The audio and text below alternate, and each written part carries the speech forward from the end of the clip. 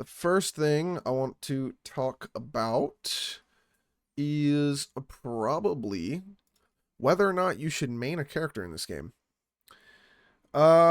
Something that has been brought to my attention across multiple different YouTube videos I've seen online is that people have been maining different characters: Yinlin, Jian, Alto, Sanhua, right? Chixia. People have been picking their mains and being able to clear really difficult content just by hyper investing into those mains and nobody else really. And something that has been kind of brought to my attention is that they're also seeming to have easier clears in the Tower of Ascension or Adversity, which, I sit here and I'm thinking, like, how is that exactly possible when you're hyper investing in one character or one team and not the three teams you need?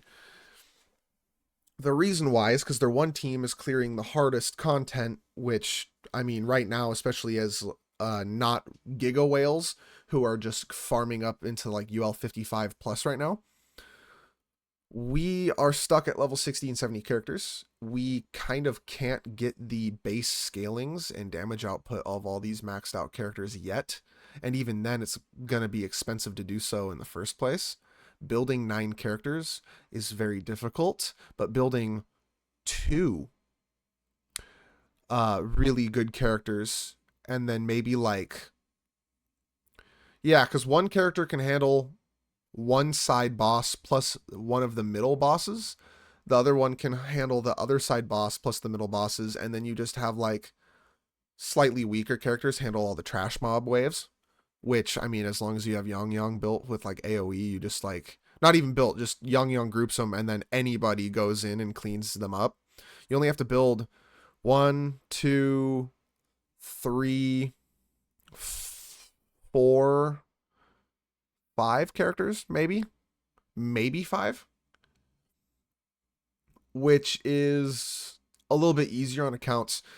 The other thing as well is just being able to clear things. It goes farming's faster, you're able to do these holograms, technical holograms. You're able to do the roguelike mode depending on the character a lot easier. You're able to farm events and everything else just way easier and just have a better time farming for your next character in this game, as well as the final thing, you're able to have more fun with the characters you want. I just saw this. I'm going to go grab this. So maining a character is a little different than like in Genshin Impact, for example, or Star Rail even. What am I doing here? Star Rail even is a little different. I can't see nothing. There we go. Because in Genshin Impact, it's about having the team, right? You want to build the team to be able to do the right elemental thingies to get the most damage, like Hyper Bloom and Vaporize and all this stuff. In Star Rail, you want to have the right team to get the kind of goal in mind that you have set and really exemplify that damage output. In this game, it's a lot less about team building. It's a lot more about your skill set and the investment you have into your character. And this is similar in a way to Kuro Games' other game, Punishing Grey Raven. Your team matters. I just want to, make that clear, especially if you don't have the right support or right defense shredding tank. Some bosses get real hard, but with the new Generation 2 attackers, pretty much, a lot of them can just clear most of the content alone with proper investment, like Lucia Crimson Weave, who I have in PGR. I don't play the game very much anymore because I have this, but she doesn't really actually have any support. I think now she does have an amplifying character that buffs her damage output, but realistically, she doesn't have a lot of supporters that are particularly viable anymore. Lightning is the worst attribute in that game, except that character carries it to be one of the best attributes in the game because that character is just obscene, and then you build them and then they clear all the content. And I think this game is very similar, actually, and it also ties into your sequences and weapons. Yinlin with no sequences is very, very good, but with sequences, deals more damage, recovers energy, damage multiplier. This is damn near double damage. Like at up until rank, I believe, or level 9 for her punishment mark on her Forte circuit, this is over doubling her damage. And then it goes a little bit less than double at like level 9 and 10. This increases attack of team members. This deals more damage with her ult. And then this is actually like a massive breakpoint. Her S6 is genuinely stupid and makes her probably the best main DPS in the game, even over Gion, if Gion is at S0, I think. Weapon resonances, weapon ranks, increase a lot. 3% more attribute, another 3%, so another 6% total resonance skill damage, and then another 6% total as well if they're not on the field, and that just stacks and stacks and stacks and stacks. So weapon resonance is also mattering a lot more. Same with Gion. His weapons resonance gets very, very good. The buff goes up by about 6%, stacking up to 2 times, so that's about 12%, just like the String Master on Yinlin. So the weapon ranks also matter a lot, and then his sequences as well. It's like S1, he gets to use his skill one more time, and the resolve cost is decreased, which allows him to not have to charge it as much. His intro skill gives him resolve and a big attack boost, and this is actually a really big sequence for his rotation, because he instantly can hop in and then pop his ult off of S2 with a big attack boost. So very helpful to his rotations. S3, he gets extra crit damage and crit rate, which is just very, very good. His S4, his heavy attack damage bonus of all team members, including himself, increases when he ults. His S5, you know, his outro skill is increased. The damage multiplier, his attack is increased when he hits a target up to 15 times, which after he intro skills, it's maxed out instantly. So what is that? 3 times 15 is 45% attack boost just there. And then his S6, you know, is just really, really, really, really good. I think all the 5-star S6s are just really broken. When he heavy attacks, intros, or uses his skill, he gains a momentum stack. His ult consumes all momentum and increases the damage multiplier of the ult by 120% for the finale version, right? Just more scaling to go off of all of his other buffs. You know, getting a character fully built like Colcharo, his S6 is a very good damage boost as well. Encore, her S6, a pretty good attack bonus, you know. More so limited characters for sure, because I mean the standard characters can't be as strong. But Danjin, for example, damage boost, damage boost, damage boost, damage boost, damage boost, damage boost. Also, this one increases her crit rate. Like, there are characters where investing in them massively benefits you massively. In Genshin Impact, the only one that comes off the top of my head, again, I have not played in probably a year and a half now, maybe 2 years even. Kazuha? Kazuha? Yeah. Not Kazuya, that's Tekken. Kazuha?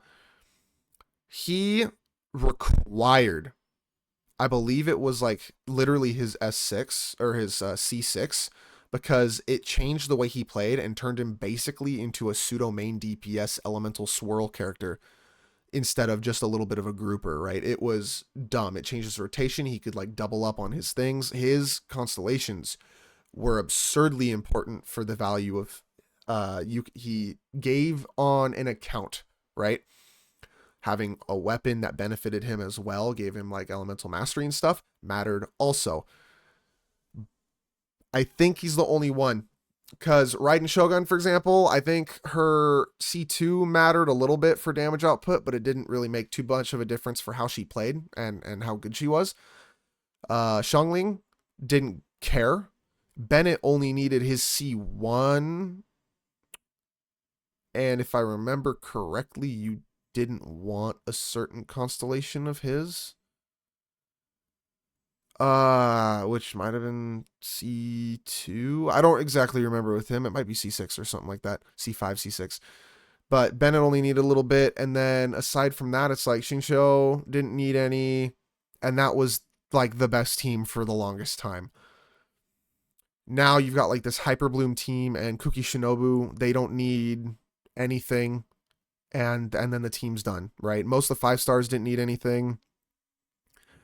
You know, like Shao didn't need anything. I'm just trying to like think. Yoimiya didn't really need anything.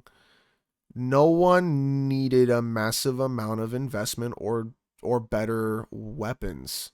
Really, there's a lot of free to play options that just worked fine, and a lot of it was just your artifact investment. This game, Echo investment is not as good as sequences and as weapon ranks, because the weapons just give massive boosts, more so than just a slightly more optimized Echo, and then your sequences gives stupid boosts. I think a grand example would be Chungling. Chungling, or when she Chang Li, I don't know how to say her name properly. Back half 1.1 banner. Her S6 increases her defense shred by like 40 or 45%. That is a massive damage boost, because the more defense you shred, it's not just a linear, oh, you're getting a 50% damage boost. No, no, no. It's all of your other boosts exponentially tick up in value. Defense shred is the like least diminishing return. It's arguably, I don't know what the opposite of diminishing would be. It is a increasing return the more defense you shred due to how the damage is calculated. Her S6 is stupid, and it's also so stupid and to the point where I might skip Jinshi just to try to go for S6 on her, because she'd be awesome, right? Jinshi requires S2 to be able to play her on quick swap, pretty much. Otherwise, she has a much slower rotation, and even then, you're only getting 40 stacks of her incandescence or whatever it's called. Twice a fight, and the second time's already when you wouldn't get 3 stars anymore, right? So there's characters in this game, especially as the newer 5-star characters come out, where their sequences are going to matter a lot. And you're going to want to pull multiple copies. Punching Grey Raven was very much the same way, where if you didn't pull multiple copies, some characters were just not viable at all. Because to get them to S rank, SS rank, SSS rank, they gained certain passives and certain effects, and some attacks got buffs that made the character, right? This game, it's not going to be quite that extreme, and it's not that extreme yet, but I mean, grand example for a 4-star Yang. At S5, her ult, the damage doubles practically. S4, her mid-air attack Forte Circuit doubles, right? Double damage off of all the other scalings. I mean, we don't see that in other games of this type, right? They're taking a much different approach with this game, and they're making it to where you want to basically pick your characters that you learn the iframes, you learn the combos, the strategy, your dodge windows, your parry frames, everything. You're trying to learn literally everything about your character to handle these harder bosses. And we also have to realize too, right now the bosses are easy. Wuthering Waves, Kuro Games themselves have said the bosses in the first map are easy mode bosses to ease people into how much harder the game is going to get. And the bosses are already pretty hard at a higher level. The tactical holograms, for example, some of the mechanics they get are pretty crazy, right? So we're in easy mode. So no wonder we're able to barely build a couple characters, smash them into a team, buff each other, and have one character deal okay damage and be able to clear things, right? What we really want is to have a couple of our characters that we really hyper invest into as our damage dealers, especially with us only being a month in. We can't be spreading our resources thin, right? To clear content, we need the damage. We need to just have our mains. We need to just have our damage dealers. My mains are basically Yinlin, because she just outdeals everybody else on my account right now for some reason. I don't know why. I mean, she only has 55% crit rate, plus 15 after her skill, and 236% crit damage and 1400 attack, and like 70 some odd percent 80% electro damage bonus and skill damage bonus at 36%. I don't know why she's doing so much damage, right?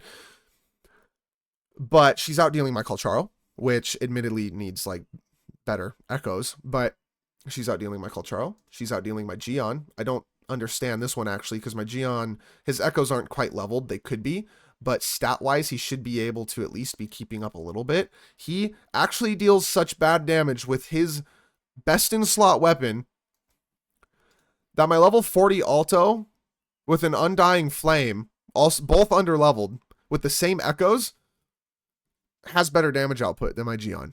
I actually don't understand that, but I am planning on switching to maining Alto as my arrow DPS because A, I have his third sequence, which just is like the main damage bonus for him.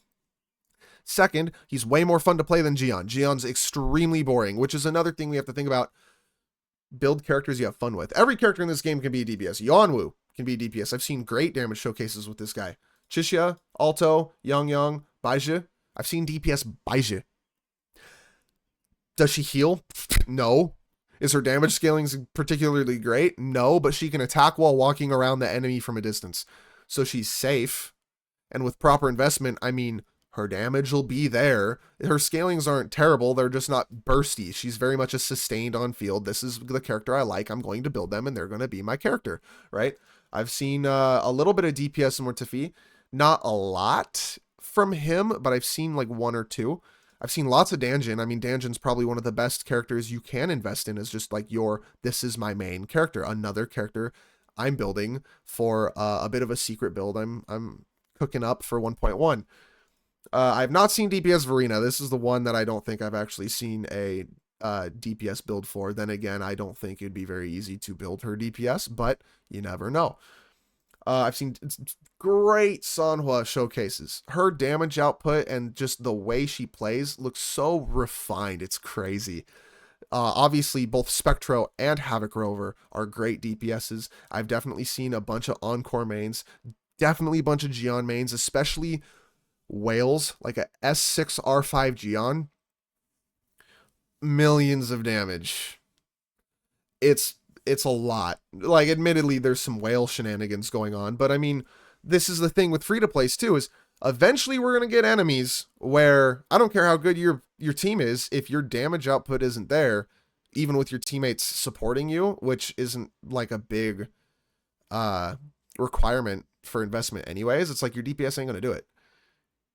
You know, having that S6R5 DPS that maybe as a free-to-play you save up a couple patches, and maybe you save up and patch 1.2, 1.3 maybe, Scar comes out, right? And everyone's like, oh my god, Scar, but you, instead of having an S0R1 Scar, you have an S6R5 Scar. And your Scar's crazy, right? And your Scar clears all the content. And then you have just your guy, right? Investing in characters is very important in this game. It's not so much a collect 'em all, although I want to. I like playing with everybody, but it's a lot more a pick your favorites, pick your mains, and go. This is why they give us in the events tab, they give us character trials. You know, Yinlin. I don't have Yinlin. This lets me play as Yinlin and see how she plays and see if I like her. Even the 4 stars, Taoshi, Alto, Yuanwu, right? And I'll tell you right now, I like Alto. We can even do a game right here with Alto. Alto's pretty cool, because if you just learn how to play him right, you know, you just boom, and then do, and then the jump shots. His jump shots are actually pretty crazy. And then you do this with the mist you get, boom, shoot a couple times through it, do this, and then you get your mist again.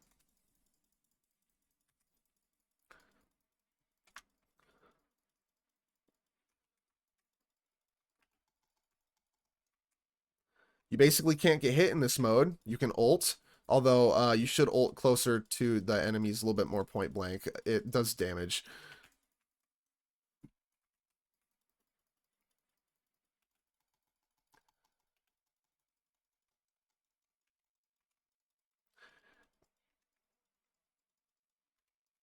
And I mean, you can play whoever you want as long as you're good. You don't take any damage by not getting hit, by knowing how to play your character.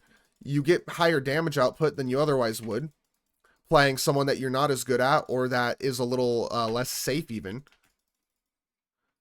And you can just pretty much build whoever you want, but as long as they're invested, they're going to do better. Like this Alto does next to no damage, but my Alto does way more because he's S3. S3 basically at least doubles his damage. It's a pretty extreme difference.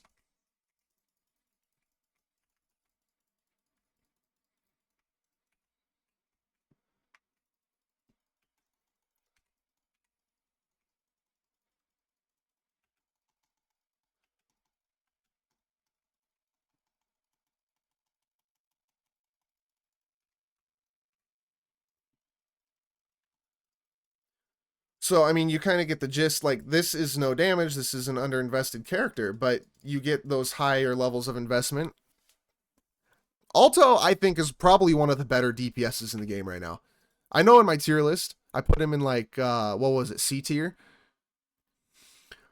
Yeah, I ain't gonna lie, I think he's one of the better DPSs in the game since the whole mid-air attack thing. I figured that out. I didn't figure that out, but I found it on YouTube and learned about it, right?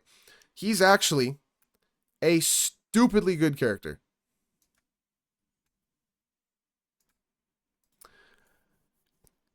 And I mean,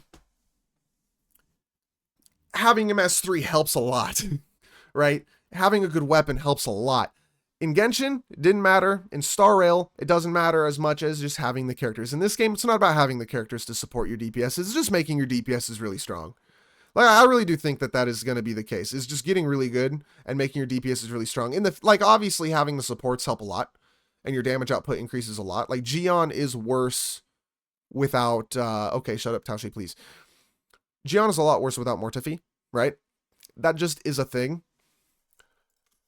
But I mean, it's still Gion. And diminishing returns, buffs only go so far, right? When your character's already built so strong, buffs only go so far. If you have the right substats, your heavy damage bonus on all your echoes, your buffs from like Mortifi's outro doesn't do as much as it would if you had none, right? Diminishing returns. I think getting S6 characters is going to be more important, and getting R5 weapons is going to be more important than getting multiple characters and getting the DPS or the support for your team. Like an S6 support is going to just support everybody way better than an S0 support will. Grand example, Verena. I know for a fact that her sequences are going to make her drastically better. Like, what's her S6? We'll just go to her S6. She deals 20% more damage. She triggers coordinated attacks and heals all characters nearby. And it is healing. It's tied to her ult, so she's a better healer. She's a better healer and has a little bit more damage output.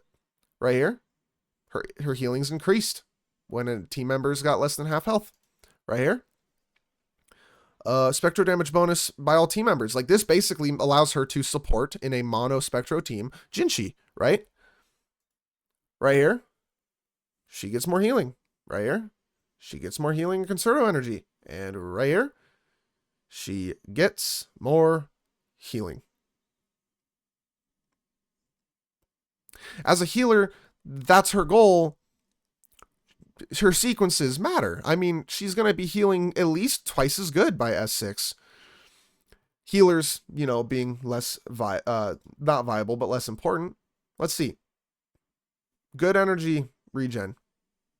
Healing bonus. Healing bonus. Healing and damage bonus.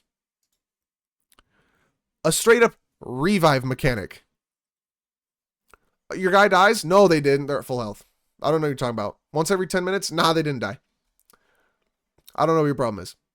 You know? This is huge for Baizhu. This makes Baizhu actually good for players who are just like not able to keep their characters alive. Now their characters is alive. Right? Like a Gion, who just gets against a boss that doesn't have parry windows and just hits you because they want to. Morning aches. That boss sucks. Now, when you do your whole combo and Gion shreds half their health, but then dies, because he's just getting hit the whole time he's in his ult, now, oh, he's back, and you ult again, and you kill the boss. Her S6, Glacio damage bonus, which makes her technically the best Glacio support character in the game. S6 allows her to be a very more specialized Glacio support. You know, there's just, even the supports, I mean, it matters. It matters. I think every character, it matters. Taoshi, basic and heavy attack gets big damage boost. Big damage boost. Heals and damage boost. Extends her things so that she protects your characters while she's not on the field better. And herself better. Big damage boost for her ult. More shield. Value. Outside of just stats. Sequences have so much value. Weapon ranks to increase those passive effects have so much value. Picking characters you love and enjoy and maining them is 100% for the longevity of the game going to be more important than just building a bunch of characters a little bit to have the teams that are the best, right? We are not as players, as free-to-plays, and as Dolphins especially, we're not in the position to be building the best teams. We should be building the best characters, or our favorite characters, to clear all of our content. Because I'll tell you right now, if I had an Alto at S3 only, that's all you need, with like the 5-star standard banner weapon, which you can pick at UL 45, with the echoes that person that I've been watching has farmed and farmed and farmed and farmed to get the greatest echoes ever. If I had that build, I'd be able to clear the level 90 and level 100 boss in the TOA with that Alto. Their damage is absurd. It's more than one bullet from that Alto does more than my Yinlin's ult. Like, actually, my ult deals a couple thousand damage, like probably 15 to 18,000 damage-ish. I mean, I can actually look. How many times does it strike? How many times does it strike? 7 times. Strike 7 times for about 3,000 damage apiece. 3, 6, 9, 12, 15, 18, 21. 21,000 damage. For her ult. This person's Alto could get a mist up and then just like mid-air shot through the mist repeatedly and deal like 3,000 or so damage per shot. They can shoot 8 times maybe before they hit the ground. 1, 2, 3, 4, 5, 6, 7, 8. Like pew, pew, pew, pew, pew, pew, pew, pew, and then they hit the ground. And all their bullets are basically tripled. A bit less damage, but they're tripled. And there's no cooldown. I mean, their Alto's insane. Their damage is crazy. My Alto's insane. My Alto damages my Gion because my Gion relies so heavily on his damn ult. My Alto's better. Like, I don't know why. His scalings doesn't exactly point to that. He shouldn't be better, but my Alto's better. He doesn't have the crit rate. He doesn't have the crit damage. He's better. At lower level, lower investment, he's better. I don't get it, but he is. And I'm going to build him because he's fun and he's cool. And Gion's boring. And Alto has a higher uptime. And he's a cooler DPS. Danjin I'm going to build because she's fun. And she's like the most Wuthering Waves character in the game. All of her iframes, her parry windows. She's a very like, you have to be good at the game character. She, like, you know how people in fighting games is like, this is the most Tekken character, right? Like Kazuya is the most Tekken character. The most like, you have to be good at executing all your combos and all your buttons and all this stuff, right? Danjin's that for Wuthering Waves.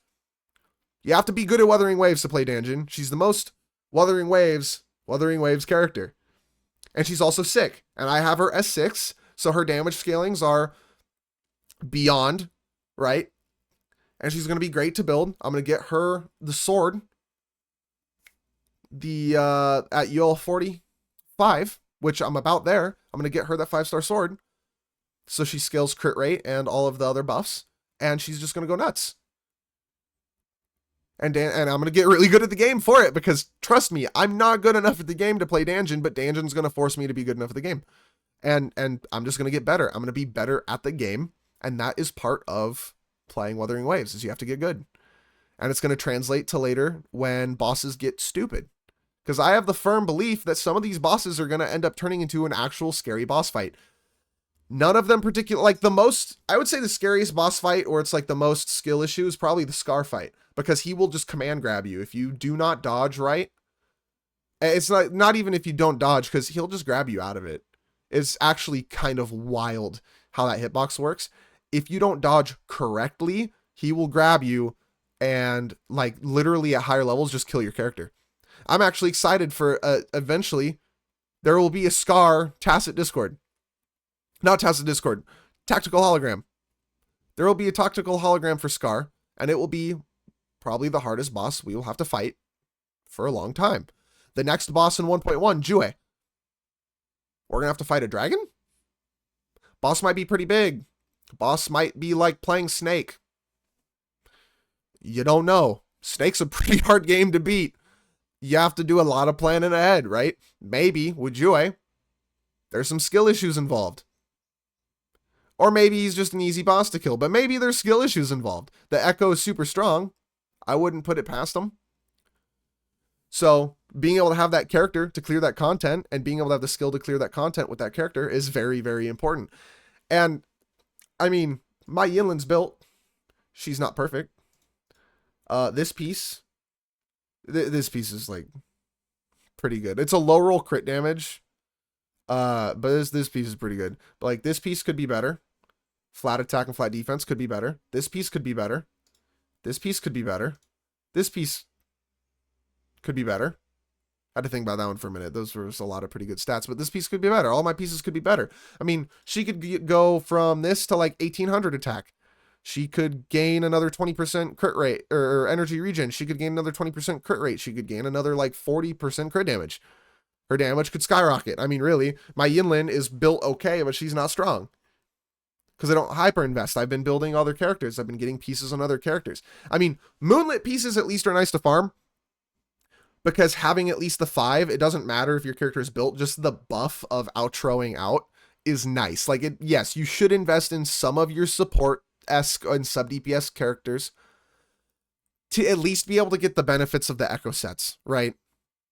Maybe some energy regen if they need it for like their ult, because their ult's like valuable to buffing your team, whatever. But for your DPSs should be the hyper investments. I've seen a lot of people have been asking me in the comments like, hey, I've got these, and I'm not doing enough damage. It's like, I'll tell you why you're not doing enough damage. You're not building your DPSs right. And it kind of woke me up to it too. That's like, I'm not building my DPSs right. I'm not building my DPSs really at all. I'm building supports. What am I doing here? I don't need to be building supports. They're not going to buff my damage enough if my DPSs aren't dealing enough damage to begin with. So should you main a character in Wuthering Waves? My vote is, yeah, you should. My vote is, talk to me when I have S6 Changli. Because I'm going to shred 50 some odd % of a boss's defense and hit them for 1 million damage with her ultimate or her forte circuit. And there's going to be explosions and fireworks after I one tap the max level and permanent Terran.